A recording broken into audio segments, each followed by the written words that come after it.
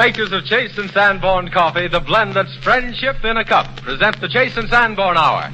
And your host, Rudy Vallee.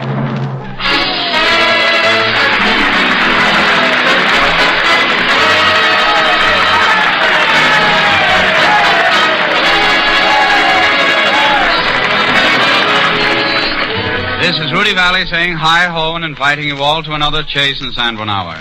It is a pleasure, as always, to usher in the warm welcomes of Dorothy Lamour, Donald Dixon, Robert Armbruster, the Chase and Sanborn Orchestra, and, of course, Edgar Bergen and Charlie McCarthy.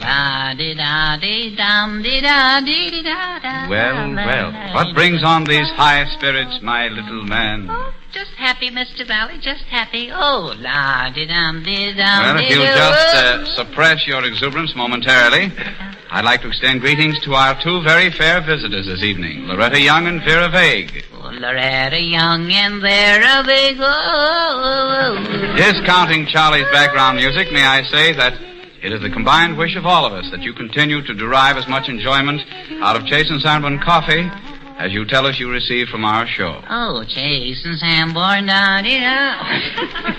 Charlie, such exhilaration must have a cause behind it. Oh, what is it? It has. Oh, I don't know. Just happy, that's all. Happy days are here again, 'cause Mortimer ain't near again. So that's it. I might have known. Well, Tenor McCarthy, if you stop your very indefinite crooning, baritone Donald Dixon would like to get in a few notes. In keeping with our mutual happy frame of mind, Donald sings Hallelujah from Vincent Newman's Hit the Deck. With a splash, Donald. I'm recalling times when I was small in light and free jubilee days.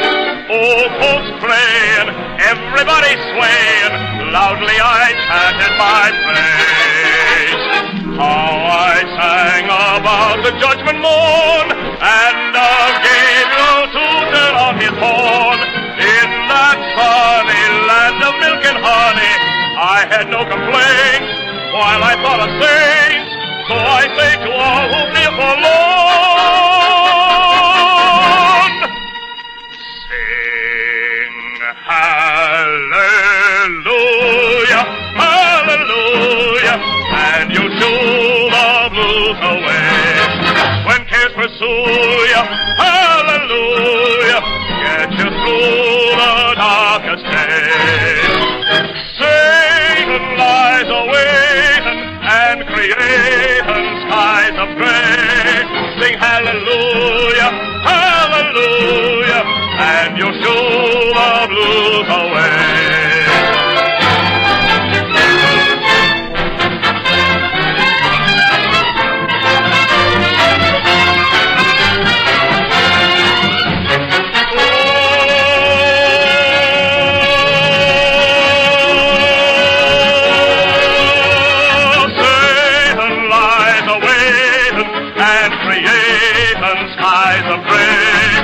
Hallelujah, hallelujah, and you shoo the blues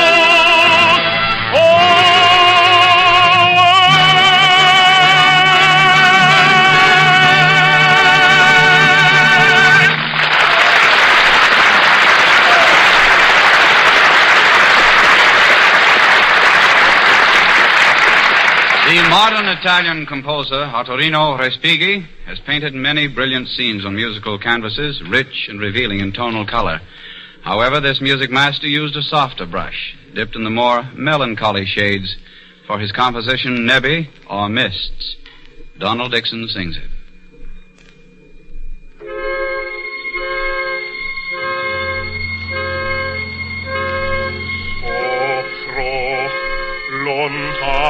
Lontano, le nebbie sono lente, salgono, dolcemente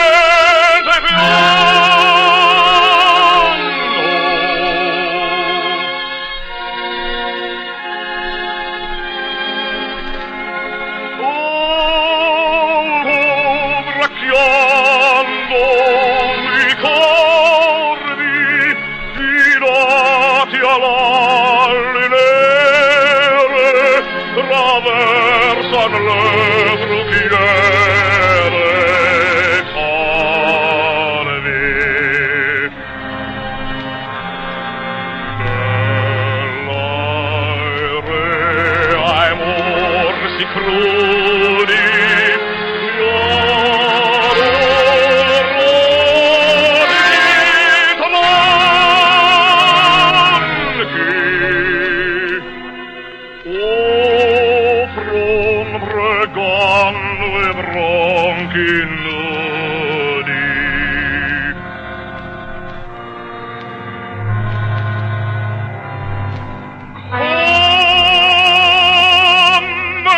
Alberto.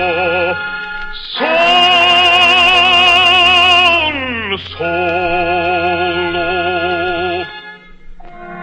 al grigio ciel sospinto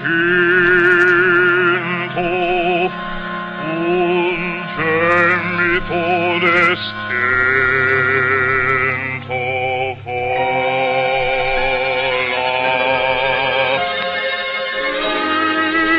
Mi rivela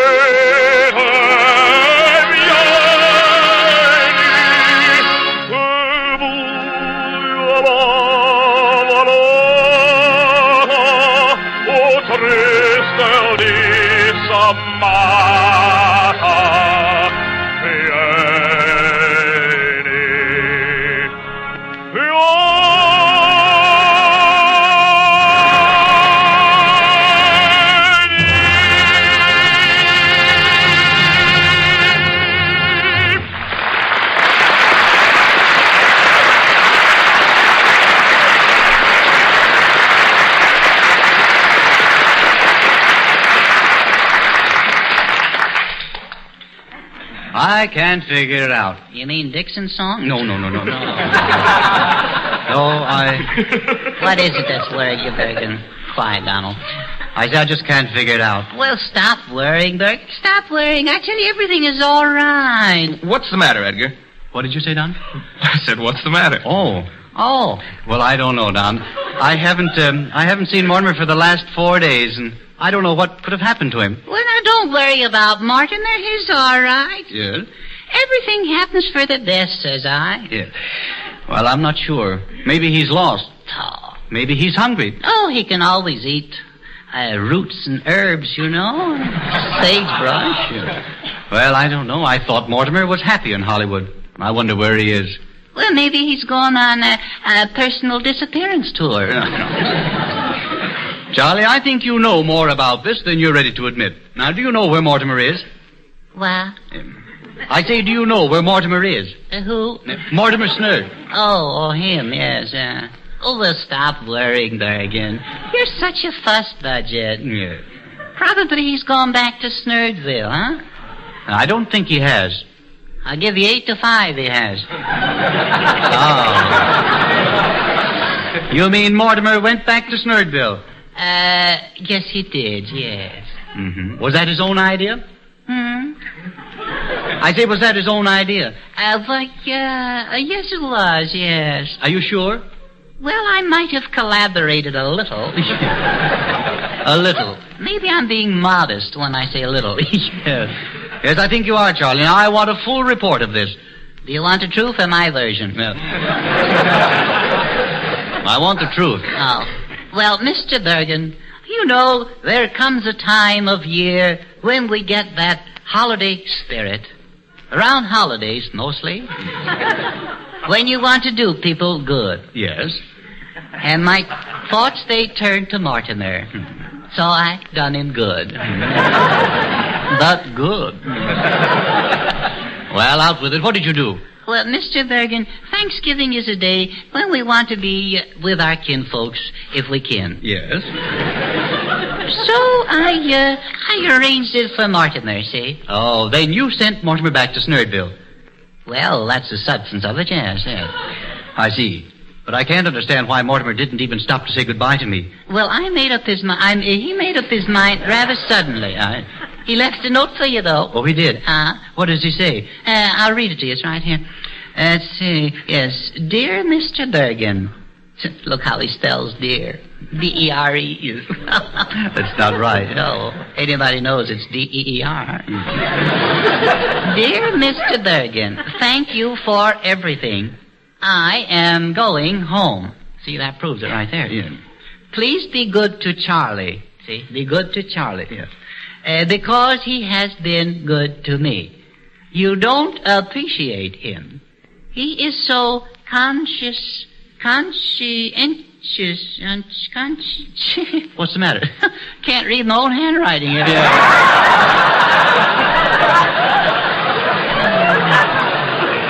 Just what I thought. Now, Charlie, I want you to tell me how you got the money to send Mortimer back home. I sent him on a bus. Well, a round trip? Oh, no. One way. To Snurdville. Yes. But you still haven't answered my question. How did you get the money? How? How? What is this, Indian talk? Oh. Where did you get the money? That's different. I got it around the house. Well, where? Well, there's my piggy bank, you know. Oh, yes, your piggy bank. Yeah. Uh-huh. I performed a major operation on it. I removed everything. Yeah. You left nothing in your piggy bank? Not a sow. Oh, yeah.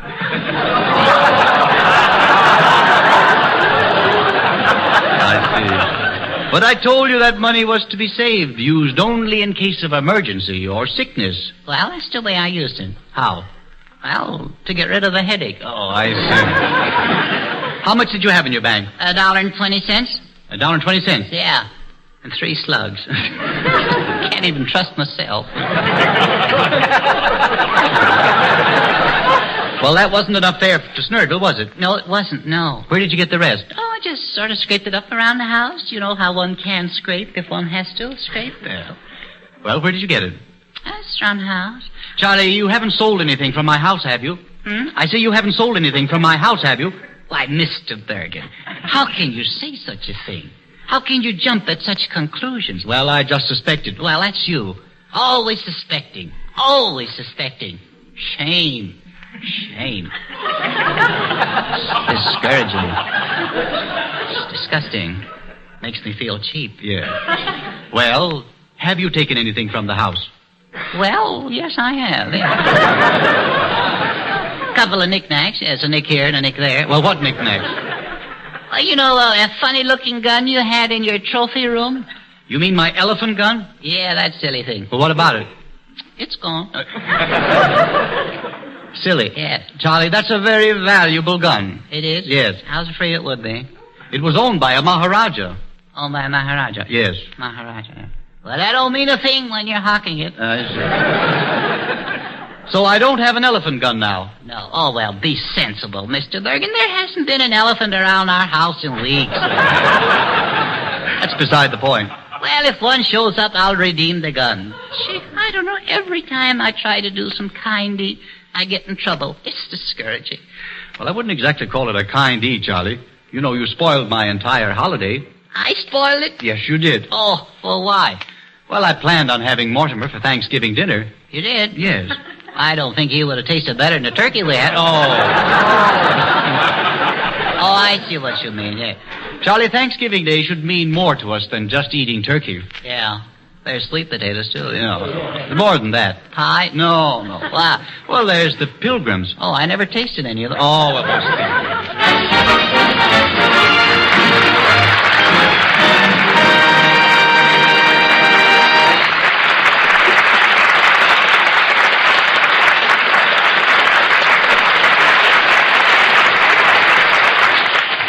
Oh, Rudy, Yes, Dorothy? what's your definition of fun? Fun? Yes, fun. I thought you said fun. Yes, that's what I said. Well, fun is where you find it. Some people like reading, some prefer to trip the light fantastic, others... Yes, but what's your definition? My definition. Yes. Well, fun's fun, like hearing nice people sing. What's your definition? Well, fun's fun, like singing for nice people. Then we're agreed. So we nice people listen while you nice people sing. Okay, Maestro, are you having any fun?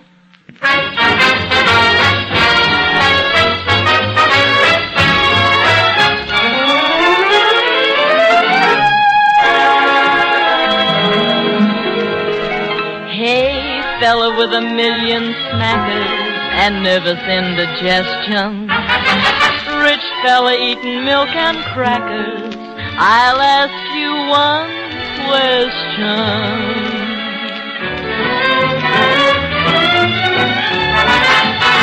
Are you having any fun? What you getting out of living? What good is what you got if you're not having any fun? Are you getting any laughs? Are you getting any loving? If other people do so, can you have a little fun? After the honey comb. Little bees go out and play. Even the old gray mare down home has gotta have hay. Hey, better have a little fun. You're not gonna live forever. Before you're old and gray, still okay.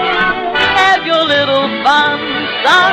Have your little fun.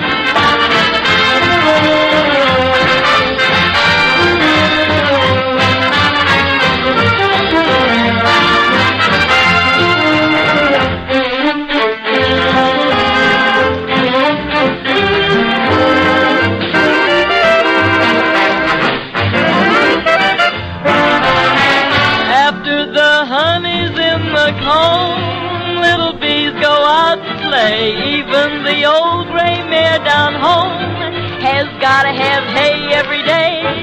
Oh, have your fun. You can live long.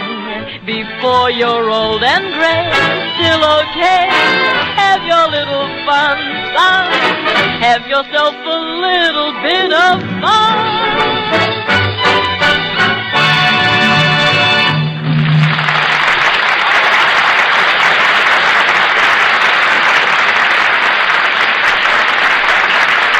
It isn't the first time, it won't be the last. But now is one of the best times to hear our favorite headliner. He has something new to tell you and something well worthwhile. Well, it's news for the ladies, mostly, because they've been asking for this. It's Chase and Sanborn dated coffee in the new drip grind. Now, how do you like that? Drip grind dated coffee. Just what you've been waiting for. It's tip-top coffee to begin with. A blend of the world's best, roasted within 24 hours distance from your home and hustled to the stores right away. It's fine, fresh food, and you get it fresh. We guarantee that by the date on the front of every silver package. So you're sure of coffee that's fresher and richer. Coffee that's really friendship in a cup. Now, every few days our fresh food delivery trucks come around to your grocer and leave just enough dated drip grind coffee to last until the next trip. And none of it stays in the stores over 10 days. It's a great blend, freshly roasted, and now in the drip grind. That's a prize package for anybody's money. But here's the best part of all. You get all this at a saving. You see, handling coffee rapidly and dating it makes fancy expensive containers needless. The new silver package is much cheaper, and that makes the price lower to you. Now that holds true for the regular grind too, if you prefer percolated coffee. But right now, we're talking about the drip grind. Fine coffee. Coffee that's fresh like the cream you put in it, at a price that tickles your purse. It'll pay you to try it out tomorrow. Just ask for Chase and Sanborn dated coffee in the new drip grind, and you're in for a real coffee treat.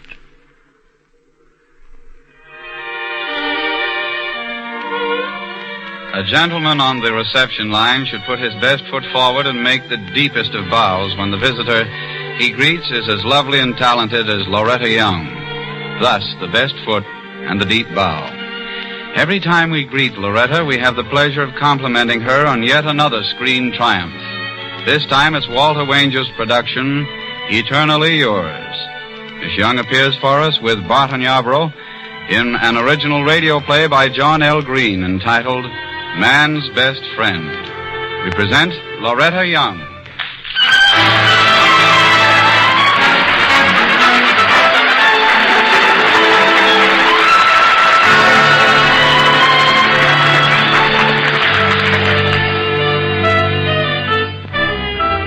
The scene is the cheery breakfast nook in the home of Steve and Kathy Robbins. But just at the moment, a frigid silence hangs over the scrambled eggs, bacon, and coffee.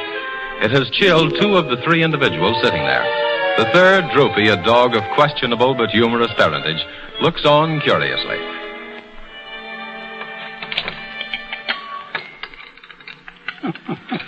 No, Droopy, no. I realize that Kathy isn't very good company this morning, but let's not whine. She's not speaking to me, but let's be brave about it. Droopy, will you please tell that night-prowling animal next to you to shut up? You wouldn't say that now, would you, pal? After all, a man's best friend is his dog. Now, look, Droopy, who feeds you every day?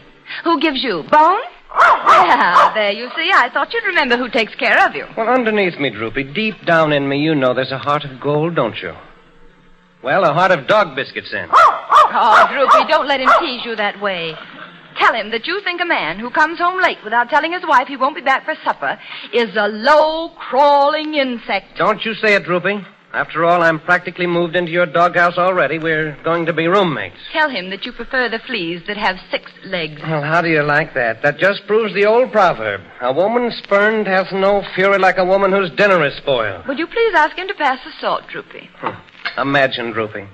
For a mere $1.50 worth of meat and vegetables, she sabotages my happiness for the entire next day, ruins my breakfast, and hides the morning paper, so I have no way of escaping her silent fury. Now, is that fair?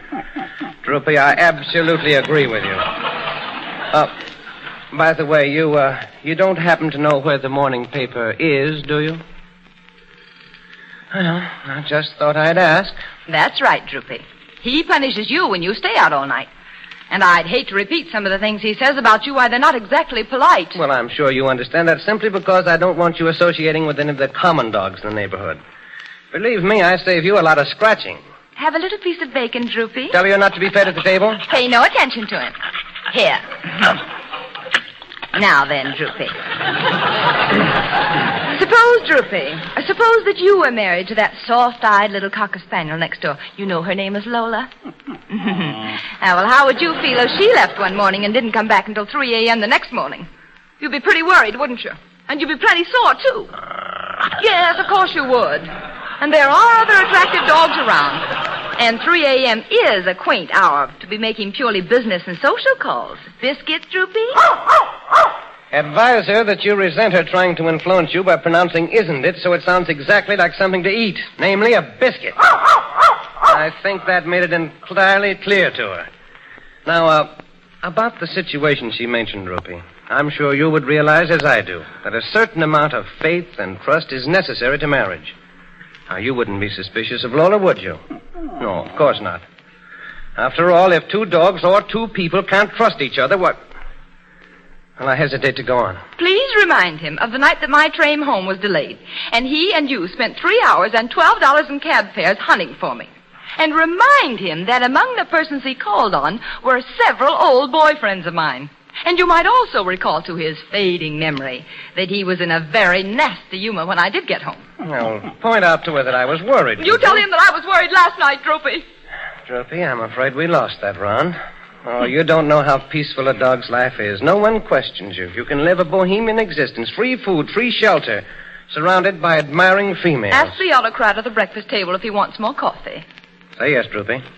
You might add a please, just for courtesy's sake. Have a large piece of bacon, Droopy. That's the boy. Gulp it down. There you are. You see, Droopy, it's wrong if I give you food at the table, but it's perfectly okay for him. The king can do no wrong. Well, I say down with the king. Tell her thanks. Tell him that he's entirely welcome. I'd do the same for any other bum who came to the door. Well, Droopy, this must be all very confusing for you. I don't want you to labor under any misapprehensions. Now, look at her.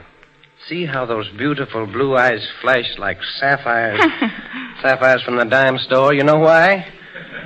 Because Kathy's mad at me and about me, in spite of my faults. And I admit there are many. There's something irresistible about me. I guess I'm just a charming guy. Droopy, will you tell that amateur psychoanalyst that compared to his conceit, Casanova had an inferiority complex? Yes, boy, beneath that icy exterior, there's a sweet, lovely personality. She's really a wonderful person, Kathy is. Well, she has a temper, yes, but it's not her fault. When she was a kid, someone told her about the redhead legend, and she had to live up to it. She can be the most adorable woman in the world. Look this way a moment, Droopy. Droopy, I hadn't wanted to tell you this, but there, sitting beside you, is the most irresponsible man who ever walked the face of the earth. And the terrible thing about him is that he is also a very handsome lad. And you've probably noticed the way he admires his reflection in the store windows. Now, stick up for me, Droopy. Tell her that's a lie. And this has made him think that he can get away with anything short of murder. And he can, too. And he does. He absolutely will not be trained. Of course, you've made your little mistakes. But you've learned better. That big hunk is too stupid to learn. His late homecomings are getting to be monotonous. Droopy. Now, look at me, Droopy. That's the boy. Now, I want you to explain very carefully to Kathy that all day and practically all evening I was in a conference. An honest-to-Pete conference with our vice president, Mr. Cochran, and our treasurer, Mr. Anderson, and the two big noises from the Chicago office. Point out to Steve that it takes only 5 minutes to make a telephone call from his office to his home. Well, don't wag your tail at him. Speak right up. Tell him. Say to her that I thought about phoning her, and every time I thought about it, I couldn't. And every time I could phone, I didn't think about it. Well, you tell him he used that excuse when he forgot our wedding anniversary. Tell her I don't care.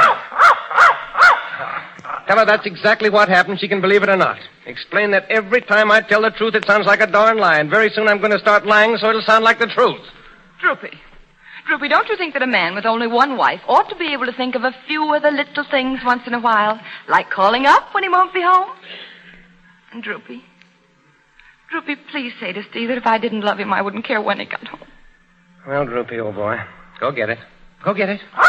Droopy, what are you doing? Tell her it's none of her business yet. Go on, Droopy, get it, bring it here. Well, stop fooling around, bring it here. It's not a bone, bring it here. Here, what have you got there, Droopy? Tell her that package is for her, Droop. All right, now give it to Kathy. Pick it up, give it to Kathy. This is for me, Droopy? Well, what do you suppose it is? Well, you might hint to her that since we haven't got an X-ray machine, she'll never know unless she opens it up. Tell him I'll manage nicely, thank you. Of course, she knows that I couldn't have brought that home for her because I never think of Kathy during business hours. No. I'm just the mug that makes life one great, big, empty vacuum. Why, look, Droopy. Here's the card. To my lovely and understanding wife from Steve. There seems to be a touch of sarcasm in the way he underscored the word understanding. Tell her to open up the rest of it and stop being catty. Oh, Steve. Well, you know, it's just something. Darling, it's the bracelet I wanted. Yeah, well, I sort of thought you'd like it, so I... Oh, darling. You're the most thoughtful person in the entire world. Yeah, I know. I change my character completely every 5 minutes. Oh, Steve, don't say that. You don't know how much I miss you when you don't come home or let me know. I'm afraid the most awful things happen to you. I nearly die until you get back, and last night I had plenty of time to die over and over again. Oh, I'm sorry, Kathy. I should have called you, but I was busy. Really, I was. Well... And yesterday they made me assistant vice president. Steve. That means I do all the work that interferes with the vice president's golf. Assistant vice president? I get more money, too. Oh, but darling, well, why didn't you tell me? Oh, I don't know. I just... Steve Robbins. You had that and the bracelet up your sleeve all the time. You knew I'd raise a howl this morning about you coming in late. You mean a silence? And you let me go on not speaking to you and calling you names and being mean, knowing darn well I'd be ashamed of myself when you gave me the bracelet and told me about the job. You deliberately egged me on to say nasty things. Oh, Steve, you heel. Now, wait a minute, honey. Now you know I'll never dare get mad at you again in the morning because I'll always be afraid you had a good reason for being late. Kathy, now, will you, please? You put me on the spot this morning when I thought I was putting you on it. Steve, really, I could kick you. Droopy. Never mind about Droopy. Droopy, for Pete's sake, as man's best friend, will you please tell that woman I'm in love with her? Droopy, don't you dare do it. You make that big goof tell me so himself.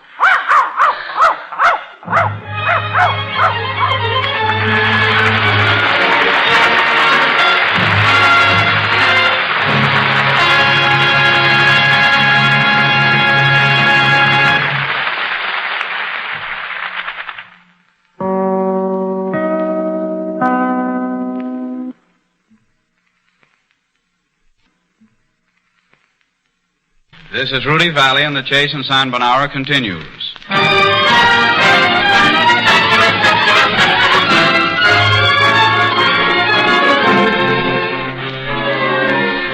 Once upon a time, as the story goes, the mythical god of love, wearied of his stay on earth, possessed as he was of supernatural powers, he mounted his winged horse, Pegasus, and disappeared into the clouds. Frank Bridge set this fanciful story to music, and Donald Dixon gives it voice. We're going to write it.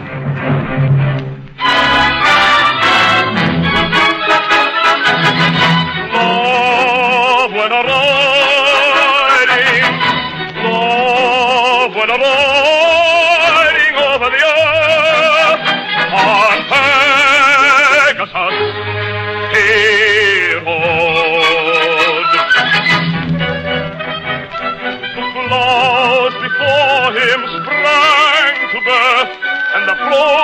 the rivers flowed.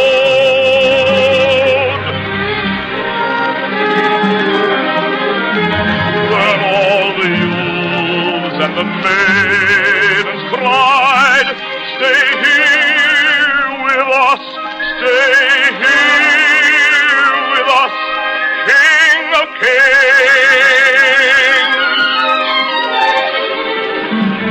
But love said no. The horse I ride, the horse I ride has wings.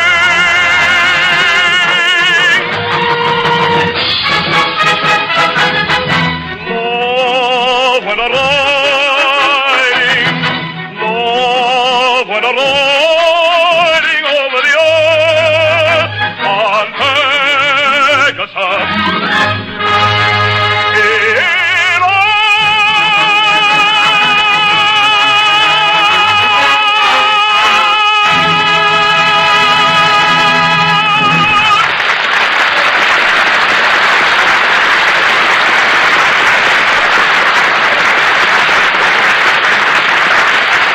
Wherever the Greeks had a word for it, our visitor this evening has 50.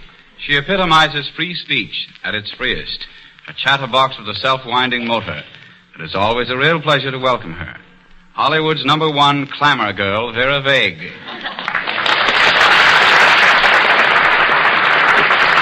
thank you, everybody. Hello there, Mr. Vallee. My goodness, but you're looking fit.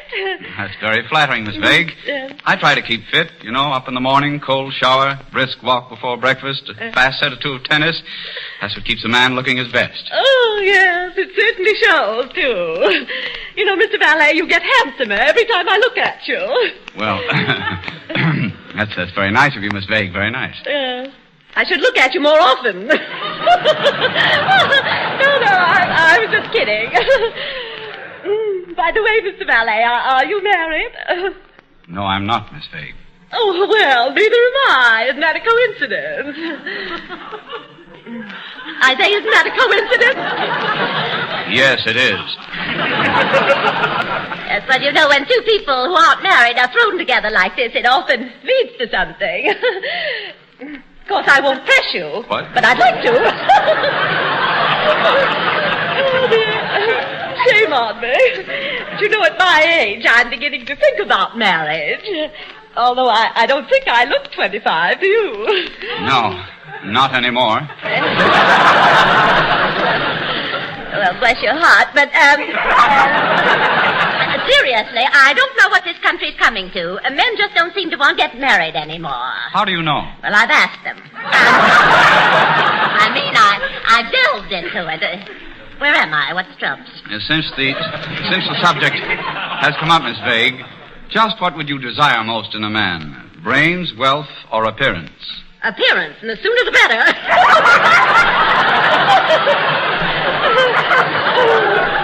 No, you don't understand me, Miss Vague. What kind of men do you like?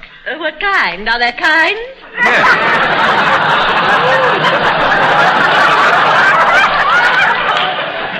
Yes, for instance, do you like overpowering men? I certainly do if I can find one weak enough. The men. Oh, dear, I'm getting positively historical. No, but really, Mr. Vallee, I don't believe in being too choosy as to type. I don't think it works out because you never get what you set your cap for anyway. You take my girlfriend, for instance. She always said she was going to marry a man 6 feet tall, even if he didn't have a cent. She finally married a wealthy man who was only 4 feet 6 inches. I guess she took off 25% for cash. Oh, dear. Oh, I don't immobilate. By the way, are you going with anyone now, Miss Vague? Oh, yes, anyone. What I mean is, I'm a modern woman, and I'm all for the modern woman, too. They're far superior to the old-fashioned type. Superior to men, too. They're brainier, more dependable in business. Just a minute. What do you mean, they're more dependable in business? Well, they're so intrinsically... intrinsic, if you know what I mean. No, I don't. Do you? Well, no, but, for instance, you never heard of a stenographer running away with her employer's money. Maybe that's because when she does, she usually takes the employer, too. No. The trouble with men is, the trouble with all of them is that they don't keep an open mind. I try to keep an open mind on all subjects. I thought it was closed for repairs. Oh, bless your heart.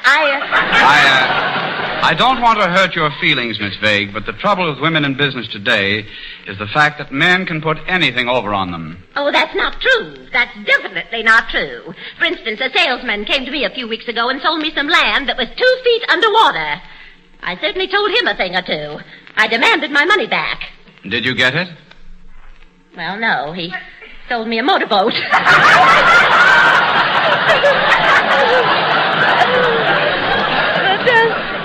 I don't care. I think women can do anything if they put their minds to it. Women nowadays are flying airplanes, sailing ships. Can you sail a ship? Well, certainly. It's very simple. All you do is pull the thing, and we're off. Yes, you are.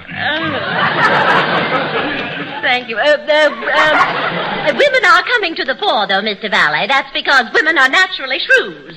For instance, I knew a woman who was out of a job, and she did a very astute thing.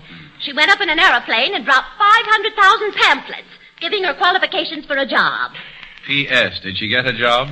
Yes, she did. The city put her to work cleaning up the mess she made. Oh, no. You can't down these women. Now that they've got the vote, they're equal to anything. Then it's your firm belief that every woman should be allowed to exercise her franchise? Allowed to? She should be forced to. Nothing looks worse than a woman around 40 with a flabby franchise.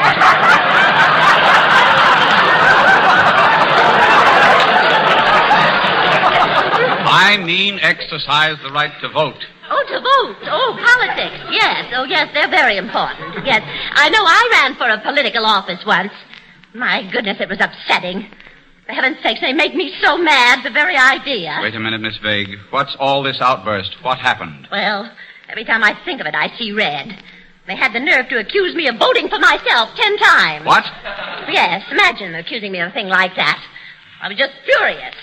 That's very serious. That's a federal offense. I'd make them prove it. Well, they did. That's what made me so mad.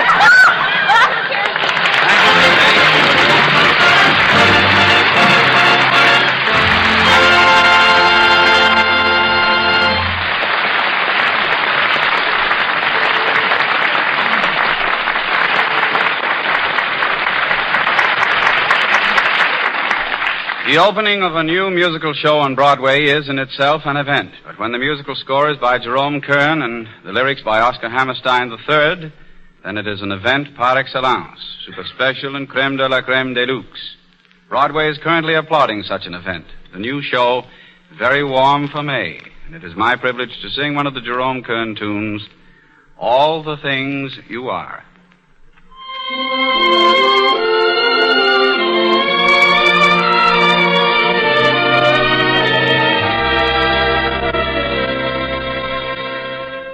Never can be at ease when I meet her. Never say what I please when I meet her.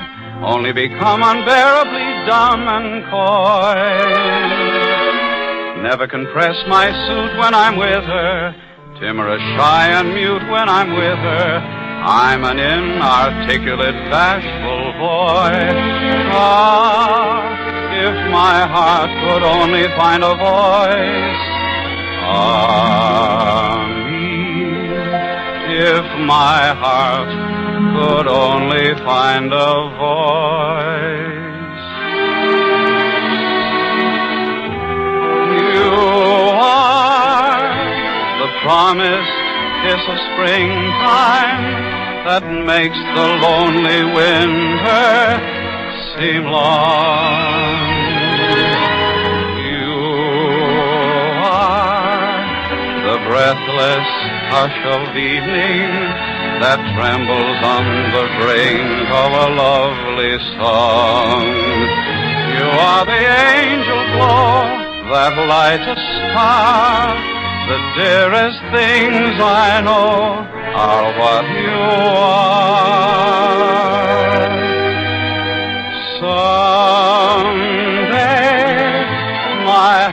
arms will hold you, and someday I'll know that moment divine when all the things you are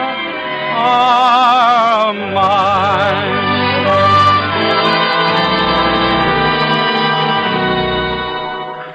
You are the promised kiss of springtime that makes the lonely winter seem long. You are the breathless hush of evening that trembles on the brink of a lovely song. You are the angel glow that lights a star, the dearest things I know are what you are. Oh, someday my happy arms will hold you, and someday I'll know that moment divine when all the things you are mine.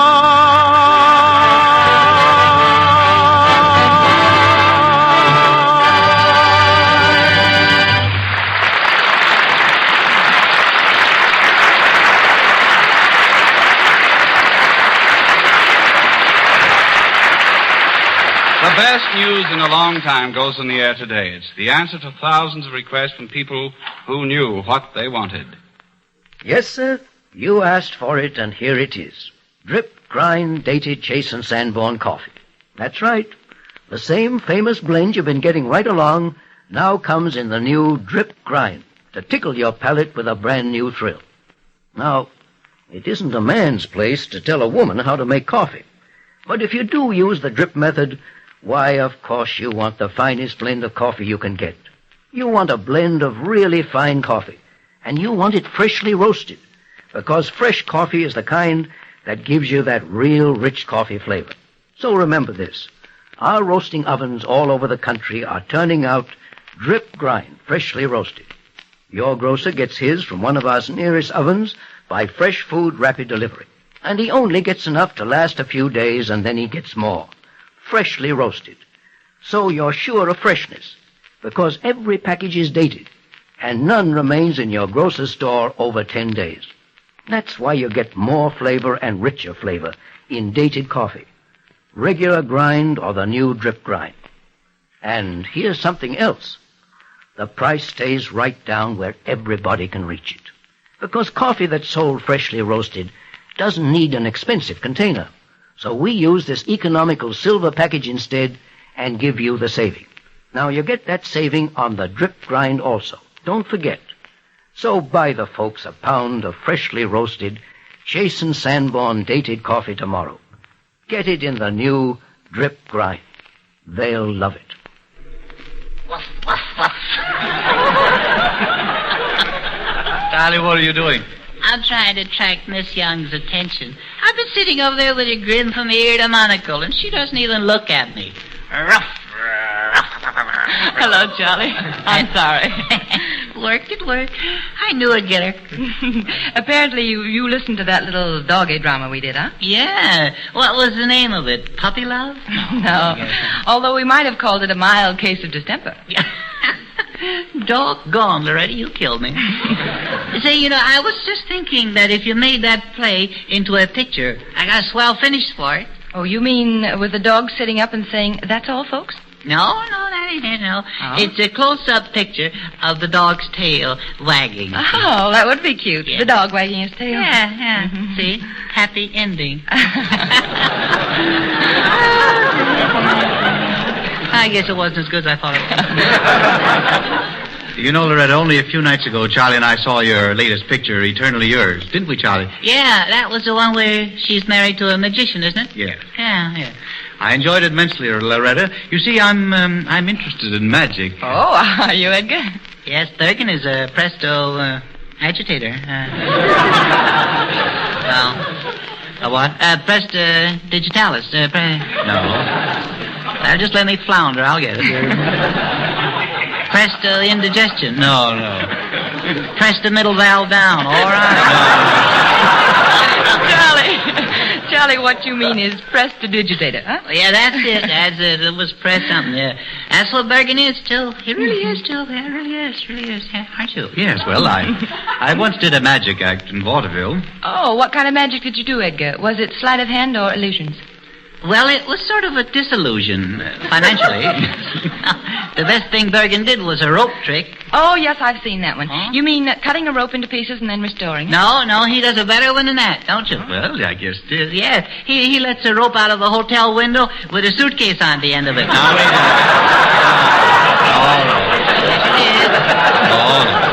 He did once, yes, he did. What an illusion that was. Fooled everybody. But the hotel detective. That isn't true. Oh, you did fool him. Oh. Well, I didn't know. You never told me. I'll have you know that the Magician Society thought enough of my legerdemain to give me a testimonial dinner. Why, that's wonderful, Edgar. Just think of it, Charlie, a testimonial dinner. Yes, sir, they did. Every one of them testified he was a disgrace to the profession. Oh, I don't believe that, Charlie. Well, I'll wager that Edgar was a wonderful magician. Well, let's say a good magician. Let's say rotten, and then we'll have it. I suppose as a magician, the first thing people ask you is, how do you do your tricks? Does that become awfully bothersome? Well, no, I didn't have any trouble that way. No, he didn't, no. The way Bergen worked the trick, he left nothing to the imagination. He removed all mystery. Nothing worked right. Say, this is Bergen. Do you remember Irene? Oh, let's forget about her. Tell me about Irene, Charlie. Well, you see, Now, I'd rather you wouldn't, Charlie. No, I gotta tell. I just got it. Well, go ahead. Just too good. It's one of those things, just won't keep anyway. Yeah? Well, you see, Bergen once did an act with a girl assistant. Her name was Irene, see? Mm-hmm. And he was supposed to fire a gun and make the girl disappear from the cabinet, see? Yes? So, what happened? Well, I'm coming to it. All right. So, one day Bergen stood in the wrong place, see? And the gun went off and he disappeared. Oh, he did? Well, for heaven's sake. He was lost for 3 days. Nobody missed him. Oh, now, Charlie. Was the vanishing trick your most famous stunt on the stage, Edgar? No, I did one that I called the Floating Lady, which defied the laws of gravity. And good taste, I might say. The floating lady? My Edgar, that sounds intriguing. Tell me about it, will you? Well, in this effect, a girl remains suspended in midair with no visible means of support. No visible means of support? Well, she had a rich uncle in Kentucky, but... Will you please stop? I was very proud of that effect, Loretta. Well, I don't wonder. How did you do it? How did I do it? Uh-huh. Well, to keep a girl suspended in midair required a command of supernatural powers and thorough knowledge of hypnosis. And 4 strong wires. 5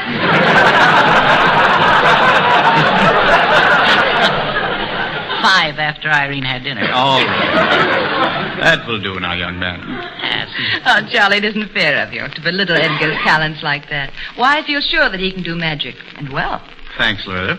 If somebody had a thimble here, I'd show you a simple little trick that's quite mystifying, too. A thimble? Well, what would you do with it? Well, first I punch a hole in the bottom of the thimble. Yes. And then I take a long strand of hair from my head. Stop. All right. That's a good trick right there. All right. Oh, Charlie, you certainly have a lot to say. After all, where were you when Edgar was doing all these tricks? I was there, saving the act as usual. Uh-huh. And just what did you do? I used to throw a rope up in the air, see? Now follow this, because it's terrific, see? I threw a rope right up in the middle of the air, see? Yes. Climb up to the top of it, and then disappear. No. Yeah, and for an encore, I'd pull the rope up after me. No. Thought nothing of it, either.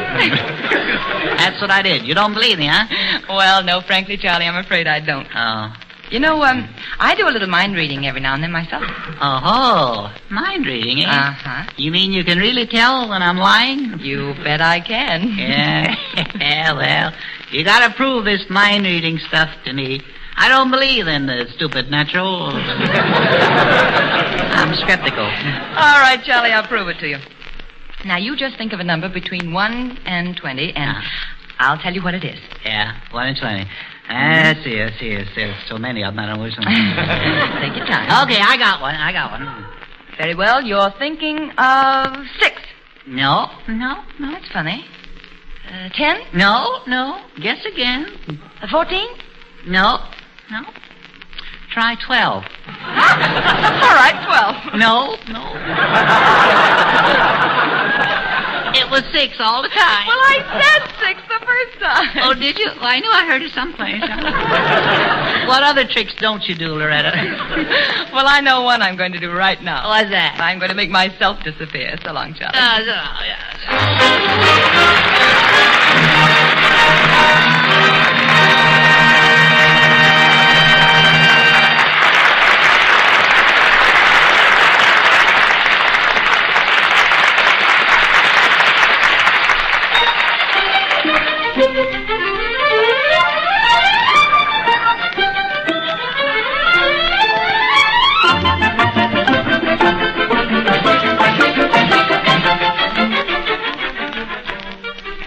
Robert Armbruster and the orchestra play Sparks, composed by Mussorgsky, and originally intended for the piano. But the maestro has arranged it for the entire orchestra. Sparks.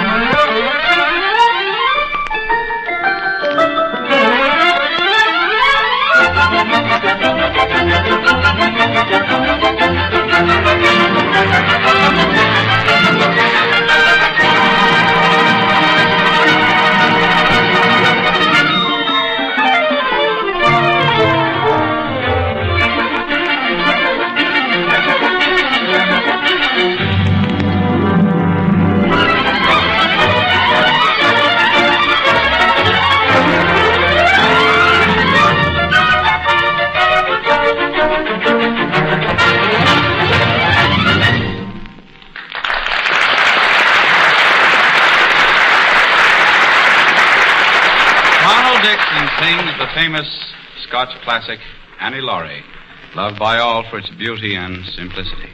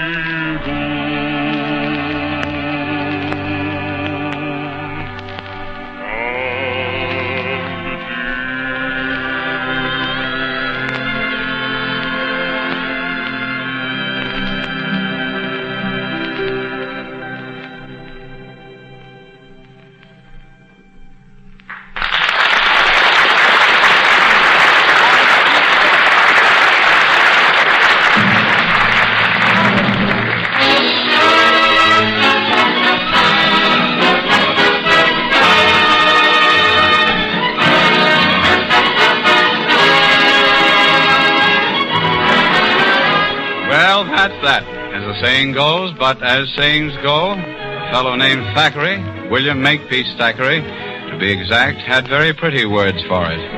The play is done, said he. The play is done, the curtain drops, slow falling to the prompter's bell. In other words, so long till next Sunday evening. From the Chase and Sandborn enthusiasts here in Hollywood to the Chase and Sandborn enthusiasts in your home. And meanwhile, we hope you'll be enjoying just about the best coffee that money can buy or man can brew. Chase and Sandborn. We'll all be back next week. Edgar Bergen and Charlie McCarthy, Donald Dixon, Dorothy Lamour, and Robert Armbruster and the Chase and Sandborn Orchestra. We've invited that very funny fellow, Arthur Treacher, and that very brilliant and attractive young Irish actress, Maureen O'Hara, to be our guests and join in the fun. So until we all meet again next Sunday, this is Rudy Vallee anticipating another high hope.